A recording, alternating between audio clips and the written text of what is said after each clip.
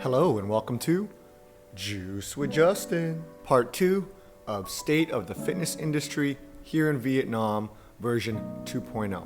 In this episode, I'm going to discuss the second major opportunity that the fitness industry in Vietnam has to capitalize on. If we can capitalize on this, it's going to be a win for business, for clients, the people receiving the solutions, the whole industry, and for the country as a whole. And that's the opportunity of the senior population.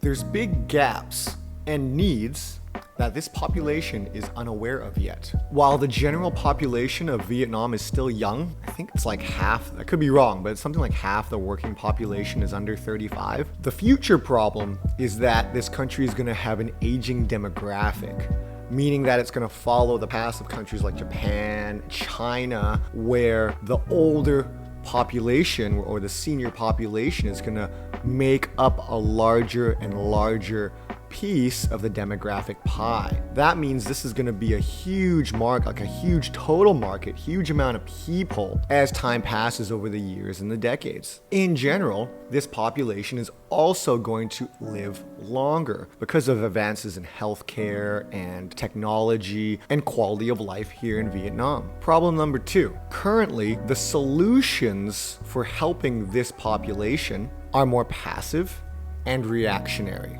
It's a matter of fact, as we age, the body doesn't recover as fast, we lose strength, and nagging pain and injuries, they just occur. Father Time always wins. The problem is how we react to this. So when I talk about passive modalities, I'm talking about if someone has back pain or an injury, they go to the doctor or the physio or the chiropractor or some sort of health professional, and the solution is reactive to the problem, and they get things like ultrasound or stim, or they're told to rest, or they're put in like a wheelchair and don't walk. These are sort of passive solutions to these problems. The other side of things is that reactionary measure, only dealing with something when it's a problem. Let's say a senior has an accident, falls, and breaks their hip or breaks their leg. Okay, problem, react. Put on a cast,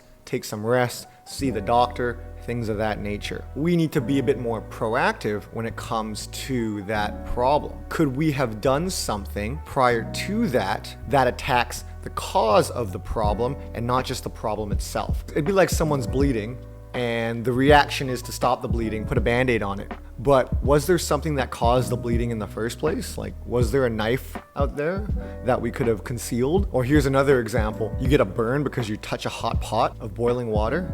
Well, yeah, you fix the burn, but if you just turned off the pot or turned off the stove, that wouldn't have been a problem. This is the idea of proactivity versus reactionary. Lastly, there's a bit of a mindset issue when it comes to fitness for the senior population. The senior population needs to be educated on what are good goals and what is good fitness and what are the things that they need to do to increase and maintain quality of life.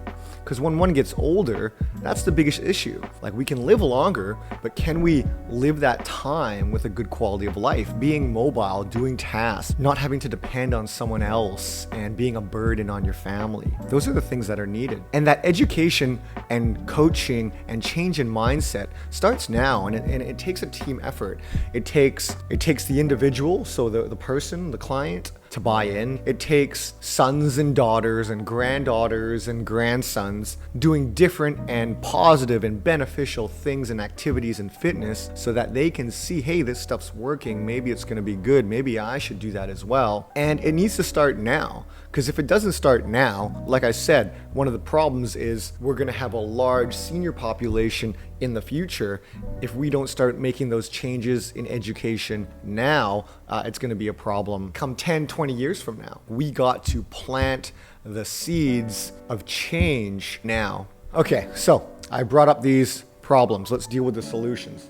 We need more active and proactive solutions when it comes to dealing with pain and injury for the senior population. When there is a problem, when there is pain, when there is injury, that side of the industry needs to get better. There needs to be more active solutions, manual therapy, proper coaching and execution of exercises, progressions, and regressions for the individual that is needed. There needs to be pathways for physiotherapists and athletic therapists and massage therapists, people that can work in this niche industry. There needs to be better education to bring up this industry. There's a huge opportunity and it is lacking right now. I gave that example of the fall earlier. Obviously, someone falls, they break a leg, you deal with it. That's reactionary. If we just incorporate a good strength training program for a senior population client, that fall could have been avoided. As we age, like 30, 40 years plus, we start to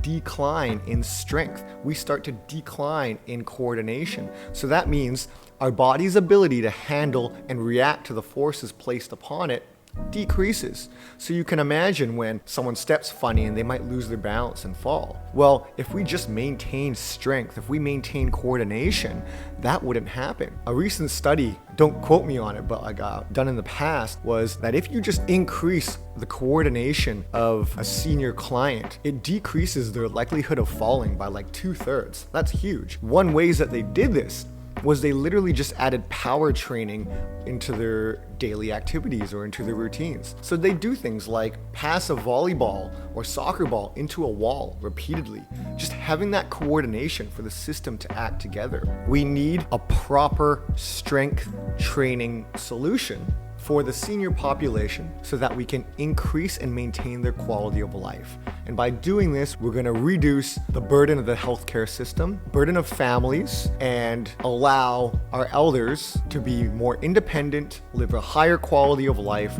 for longer. Lastly, we need a mindset shift. We need a solution for this. And the only way that I know how to do it is it starts from within, like it starts from you, and that's how you make change. So parents, lead by example. Telling doesn't usually work. Doing usually does. And when someone sees benefit, they're more likely to change. Lead a healthy lifestyle. Do things that keep you strong. Pass it on to your kids. Create a want, like create a demand for this stuff. And then business and industry will just follow. It's a group effort. It's going to take time to grow. I'll try to do my part.